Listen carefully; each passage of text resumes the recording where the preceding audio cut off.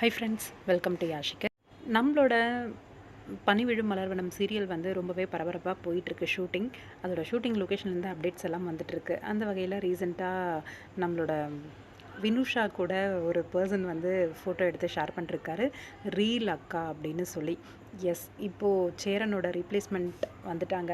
சேரன் வந்து மறுபடியும் வந்துடுவார் சீரியலுக்கு பிக் பாஸ் முடிஞ்ச பிறகு அப்படின்னு எதிர்பார்த்தோம். ஆனால் ஒரு டவுட் இருந்துக்கிட்டே தான் இருந்தது. ஏன்னா பிக் பாஸ் போயிட்டு வராங்க அப்படின்னா அதுக்கப்புறம் அவங்கள வந்து மோஸ்ட்டாக வெள்ளித்திரையில் தான் பார்க்குற மாதிரி இருக்கும்.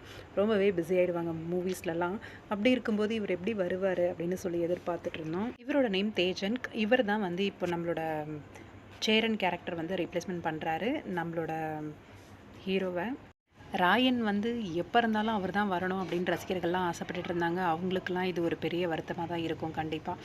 ஆனால் பிக் பாஸ் போகிறதே அவங்களோட லைஃப்பில் ஒரு நல்ல ஒரு சேஞ்சஸ் வரணும் அப்படின்ட்டு தான். கண்டிப்பாக மறுபடியும் வந்து பனிவிழும் மலர்வனம் ஆஃப்டர்நூன் ஸ்லாட்டில் வந்து அவர் நடிக்கிறது அப்படிங்கிறது கண்டிப்பாக நடக்காத ஒரு விஷயமாக தான் யோசித்தேன். அதே மாதிரி தான் அவரும் டிசைட் பண்ணிருக்காரு. ஏன்னா Raju Bigg Boss title win பண்ணிட்டு வருவார் அப்படின்னு எதிர்பார்த்துட்டு இருந்தாங்க நாம் இருவர் நமக்கு இருவர் சீரியலுக்கு. ஆனால் அவருமே வந்து வரலை, மூவிஸில் பிஸி ஆகிட்டார்.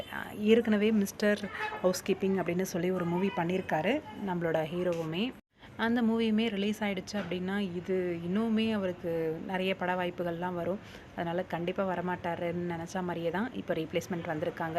இந்த ஹீரோவும் நல்லா தான் இருக்கார் ஸ்மார்ட்டாக. அப்கமிங் எபிசோட்ஸில் இவரை பார்க்கலாம் பனிவிழும் மலர்வனமில். இதை பற்றி உங்களோட கருத்து என்ன அப்படின்னு சொல்லுங்கள்.